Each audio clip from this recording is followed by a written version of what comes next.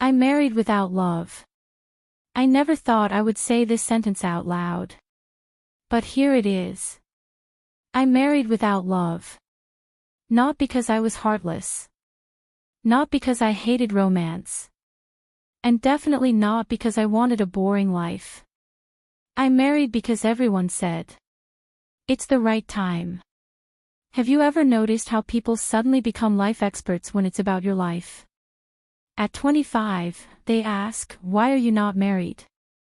At 30, they panic more than you do. At 35, they look at you like you forgot to submit an important form to the government. So yes.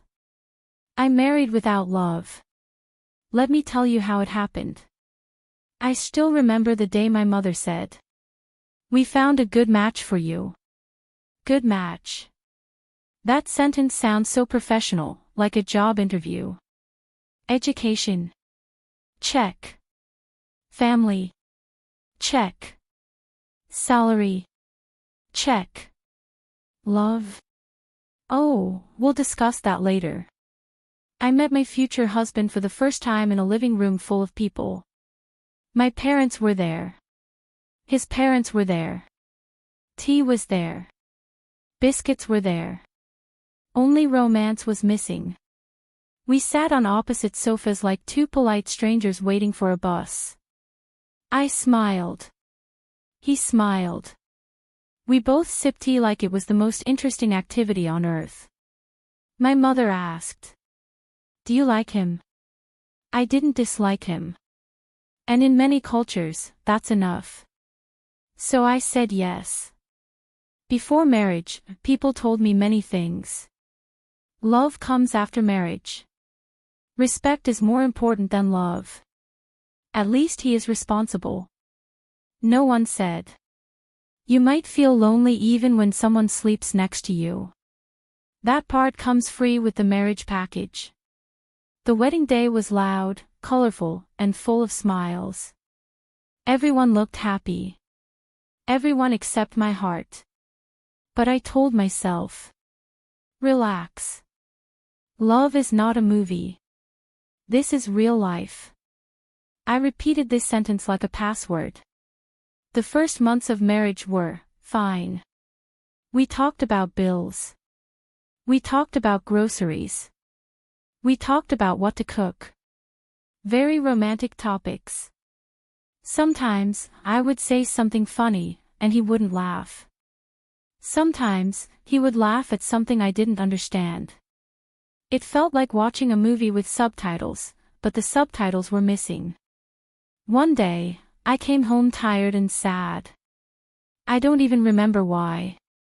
I sat on the bed and said, I had a bad day. He replied, Just, Not, what happened? Not, are you okay? Just, That, hurt more than shouting. Silence can be very loud. I started noticing small things. We didn't share secrets. We didn't share dreams. We shared responsibilities. We were like two coworkers running a life together. Very efficient. Very empty. But here's the strange part. He wasn't a bad person. He never shouted. He never disrespected me. He did his duties. And that made everything more confusing. Because how do you complain when nothing is technically wrong? One evening, I watched a silly romantic drama on TV. The kind where people fall in love in 2 days and cry a lot. I laughed at first. Then suddenly, I cried. Not because of the drama, but because I realized something. I had married a good man. But I had not married my person. Have you ever eaten food that looks perfect but has no taste? You eat it. You finish it. But you don't enjoy it. That was my marriage. I tried to fix things. I tried talking more. I tried being more cheerful. I tried cooking his favorite food. Once, I even tried starting a deep conversation. I asked him, "What makes you happy?" He thought for a long time and said, "Everything is fine." That was his answer to everything. Everything is fine. Months passed. Then years. We grew comfortable. Comfort is dangerous. It makes pain quiet but permanent. One day, my friend asked me, "Are you happy?" Such a simple question.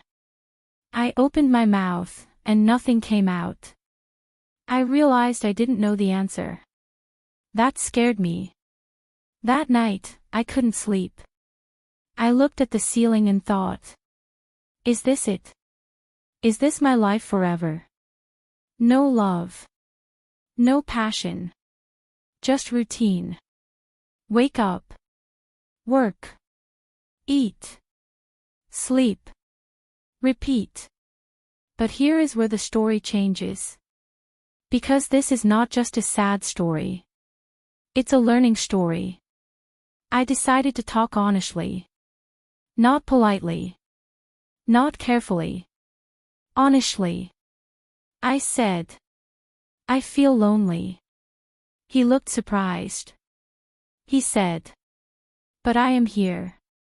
And I replied, "Yes, but you're not with me."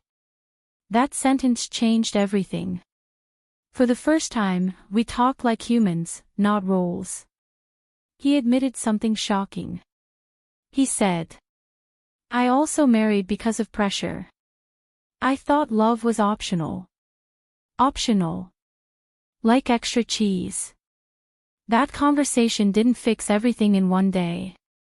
Life is not a magic button. But it opened a door. We started learning each other slowly. Like learning a new language.